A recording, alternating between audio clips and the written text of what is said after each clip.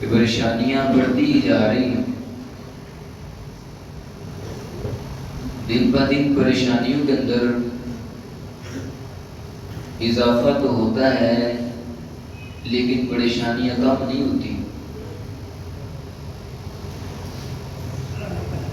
کبھی یہ بھی سوچا ہے کہ میری زندگی کے اندر اتنی تنگیاں، اتنی پریشانیاں، اتنی مصیبتیں یہ جو آئی ہیں، کہیں اس بات کی دلیل تو نہیں ہے کہ میرا اللہ مجھ سے ناراض ہو گئے؟ رمضان سے ایک دو دن قبل جو زلزلہ آیا 7.7 کی شدت کا تھا، یہ زمین کو اللہ رب العزت اس وجہ سے ہلاتے ہیں تاکہ لوگ بھی ہل جائیں، تاکہ لوگ بھی بدل جائیں، تاکہ لوگ بھی اللہ کی طرف لوٹ آئیں۔ یہ تو بھی 7.7 کی شدت کا زلزلہ تھا نا۔ اللہ رب العزت فرماتے ہیں ایک زلزلہ وہ بھی آنے والا ہے۔ فرمایا اذا السماء انفطرت، اس زلزلے کی شدت اتنی ہوگی کہ اس زلزلے کی شدت کی وجہ سے آسمان ہی پھٹ جائے گا، زمین کو ہلا دیا جائے گا، ستارے بے نور ہو جائیں گے۔ اقتربت الساعة وانشق القمر، فرمایا چاند بھی پھٹ جائے گا، چاند بے نور ہو جائے گا۔ فَكَيْفَ تَتَّقُونَ إِن كَفَرْتُمْ يَوْمًا يَجْعَلُ الْوِلْدَانَ شِيبًا، فرمایا لوگوں ایسے ہی اللہ کی نافرمانی تم کرتے رہے، اللہ کو ایسے ہی ناراض کرتے رہے تو اس دن کے زلزلے سے، اس دن کی ہولناکیوں سے، اس دن کی سختیوں سے کیسے بچو گے؟ جو دن اتنا سخت ہوگا، اتنا سخت ہوگا کہ اس دن تو بچے بھی بوڑھے ہو جائیں گے۔ یا ایھا الناس اتقوا ربکم ان زلزلۃ الساعۃ شیء عظیم، فرمایا قیامت کا زلزلہ بڑی سخت ہوگا، آپ لوگوں کو دیکھیں گے ایسے محسوس ہوگا کہ لوگوں نے نشہ کیا ہوا ہے۔ وما هم بسکارى ولکن اللہ، فرمایا لیکن وہ نشے میں نہیں ہوں گے۔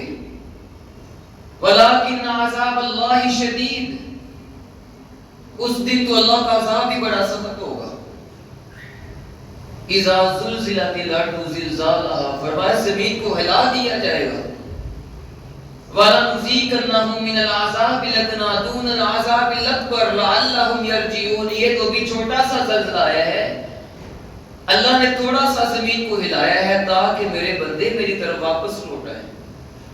بڑا بد نصیب ہے جو رمضان کے مہینے کے اندر بھی اللہ کی طرف نہ لوٹے، بڑا بد نصیب ہے جو اس مہینے میں بھی اللہ کے ساتھ اپنا تعلق مضبوط نہ کر سکے، بڑا بد نصیب ہے جو اس مہینے کے اندر بھی اللہ رب العزت سے جنت حاصل نہ کر سکے۔ اس مہینے کے اندر زیادہ سے زیادہ نیک اعمال کرو، اس مہینے کے اندر اپنے اللہ کو راضی کر لو، یہ اصل کامیابی ہے۔ کیونکہ جس بندے سے اللہ ناراض ہے اس بندے کا دنیا اور آخرت کا نظام نہیں ٹھیک ہو سکتا، اس کی دنیا کے اندر بھی ٹینشن نہیں ہوگی، پریشانی ہی ہوگی، آخرت بھی اس کی ٹھیک نہیں ہو سکتی جس سے اس کا اللہ ناراض ہے۔ کچھ اعمال نبی کریم صلی اللہ علیہ وسلم نے ہمیں بتلائے ہیں کہ جن سے اللہ راضی ہو جاتا ہے۔ یاد رکھیں یہ جو اللہ کی رضامندی ہے، اللہ کا راضی ہونا، یہ کوئی چھوٹی چیز نہیں ہے۔ وَرِضْوَانٌ مِّنَ اللَّهِ أَكْبَرُ، فرمایا اللہ کا راضی ہو جانا اپنے بندوں سے یہ سب سے بڑی نعمت ہے، دنیا کی نعمتوں میں بھی سب سے بڑی نعمت ہے، اور جو جنت کی نعمتیں ہوں گی ان میں سے بھی سب سے بڑی نعمت یہی ہوگی۔ صحیح مسلم کی حدیث ہے، نبی کریم صلی اللہ علیہ وسلم فرماتے ہیں جب جنتی لوگ جنت میں چلے جائیں گے اللہ رب العزت آواز دیں گے یا اہل الجنہ، اے جنتی لوگوں، جنتی لوگ آگے سے عرض کریں گے اے اللہ آپ ہم سے کیا کہنا چاہتے ہیں؟ اللہ رب العزت فرمائیں گے اے جنتی لوگوں کیا آپ تم مجھ سے راضی ہو گئے ہو؟ کیا تم خوش ہو گئے ہو؟ اللہ ہم خوش کیوں نہ ہو؟ آپ نے تو ہمیں ہر نعمت عطا کی ہے، اللہ کوئی نعمت ایسی ہے ہی نہیں جو ہمیں عطا نہ کی ہو، ہم راضی کیوں نہ ہو؟ اللہ رب العزت فرمائیں گے کیا میں تمہیں آج ایک ایسی نعمت عطا کرنے لگا ہوں جو جنت کی نعمتوں میں سب سے بڑی نعمت ہے؟ اللہ رب العزت فرمائیں گے جنتی لوگوں آج کے بعد میں تم سب سے راضی ہو گیا ہوں، کبھی تم سے ناراض نہیں ہوں۔ سب سے بڑی نعمت جنت کی بھی یہی ہوگی کہ اللہ راضی ہو جائے گے۔ کچھ اعمال نبی اسلام نے بدلائے ہیں، جو اعمال بندہ وہ کر لیتا ہے اللہ اس سے راضی ہو جاتا ہے۔ پہلا عمل قرآن مجید کے اندر اللہ رب العزت فرماتے ہیں وَإِن تَشْكُرُوا يَرْضَهُ لَكُمْ، اور میرے بندو اگر تم سارے کے سارے بھی میرے ناشکرے بن جاؤ، میرے نافرمان بن جاؤ، میری بات نہ ماننے والے بن جاؤ، اللہ رب العزت فرماتے ہیں میرے خزانے کے اندر ذرے کے برابر بھی کمی نہیں آئے گی، میری بادشاہت کے اندر کوئی کمی نہیں آئے گی اگر تم سارے کے سارے نافرمان بن جاؤ۔ لیکن وَإِن تَشْكُرُوا يَرْضَهُ لَكُمْ، ہاں اگر تم اللہ کا شکریہ ادا کرو گے نا تو اللہ تم سے راضی ہو جائے گا۔ وَإِذْ تَأَذَّنَ رَبُّكُمْ لَئِن شَكَرْتُمْ لَأَزِيدَنَّكُمْ، فرمایا اگر چاہتے ہو نعمتیں بڑھ جائیں، نعمتوں میں اضافہ ہو جائے تو فرمایا میرا شکریہ ادا کیا کرو، نعمتیں بڑھ جائیں گی، نعمتوں میں اضافہ ہو جائے گا۔ وَلَئِن كَفَرْتُمْ إِنَّ عَذَابِي لَشَدِيدٌ، ہاں اگر تم نے میری ناشکری کی نا اللہ رب العزت فرماتے ہیں پھر یاد رکھنا میرا عذاب بڑے سخت ہے۔ دوسرا کام، جو بندہ سچے دل سے اللہ سے معافی مانگ لیتا ہے، یہ مہینہ آیا ہے بخشش والا مہینہ ہے، اس کے اندر اپنے آپ کو بخشوا لیجئے۔ نبی علیہ السلام فرماتے ہیں اس مہینے کے اندر اللہ اپنے کتنے ہی بندوں کو جہنم کی آگ سے آزاد کر دیتا ہے، آئے ہم بھی ان لوگوں میں شامل ہو جائیں۔ جو بندہ اللہ رب العزت سے سچے دل سے معافی مانگ لے، توبہ کر لے، استغفار کر لے، اللہ اس سے بھی راضی ہو جاتا ہے۔ نبی علیہ السلام فرماتے ہیں ایک بندہ ہے جنگل بیابان کے اندر وہ سفر کر رہا ہے، ایک سواری پہ سوار ہے، سواری کے اوپر اس کا کھانا ہے، اس کا پینا ہے، سفر کرتے کرتے جب تھک جاتا ہے ایک درخت کے نیچے لیٹ جاتا ہے، آرام کرتا ہے، اس کی آنکھ لگتی ہے، جب اس کی آنکھ کھلتی ہے تو اپنی سواری کو گم پاتا ہے۔ اب وہ گھر جانے کے لیے جو سواری تھی وہ بھی گم ہو گئی، پاس جو کھانے پینے کا سامان تھا وہ بھی چلا گیا، اب پاس کوئی چشمہ نہیں، کوئی کنواں نہیں، پاس کوئی درخت نہیں، کھانے پینے کا کوئی سامان نہیں ہے۔ اب یہ پریشانی کے عالم میں کبھی ادھر بھاگتا ہے کبھی ادھر بھاگتا ہے، اپنی سواری کو تلاش کرتا ہے، نا امید ہو کے ایک جگہ بیٹھ جاتا ہے، اس کو اونگ آتی ہے، نیند آتی ہے، سو جاتا ہے، جب اس کی آنکھ کھلتی ہے نا تو اپنی سواری کو اپنے پاس پاتا ہے۔ یہ وہ بندہ ہے جو موت کا انتظار کر رہا تھا، جو نا امید ہو چکا تھا کہ اب میں گھر نہیں جا سکتا ہوں، کچھ کھانے کے لیے نہیں، کچھ پینے کے لیے نہیں۔ اب اس بندے کو اس کی سواری بھی مل گئی ہے، کھانے پینے کا سارا سامان بھی مل گیا ہے۔ نبی علیہ السلام فرماتے ہیں یہ بندہ بڑا ہی خوش ہوتا ہے، اتنا خوش ہوتا ہے، اتنا خوش ہوتا ہے، آقا فرماتے ہیں خوشی کے اندر آ کے نا یہ غلطی کر بیٹھتا ہے اور کہتا ہے اے اللہ تو میرا بندہ ہے اور میں تیرا رب ہوں۔ اس کو پتہ ہی نہیں کہ میں اپنی زبان سے کیا رہا ہوں۔ خوشی کے اندر اتنی زیادہ خوشی ہے، اتنی زیادہ خوشی کی شدت ہے کہ یہ بھول ہی جاتا ہے کہ میں بندہ ہوں، اللہ میرا رب ہے، غلطی سے یہ کہہ دیتا ہے اللہ تو میرا بندہ ہے اور میں تیرا رب ہوں۔ نبی علیہ السلام فرماتے ہیں اس بندے کو کتنی خوشی ہوگی، کیا انتہا ہوگی اس بندے کی خوشی کی، لیکن آقا فرماتے ہیں اتنی خوشی اس بندے کو نہیں ہوتی جتنی خوشی اللہ کو اس وقت ہوتی ہے جب اللہ کا بندہ ہو گناہ کر کے اللہ سے معافی مانگ لیتا ہے۔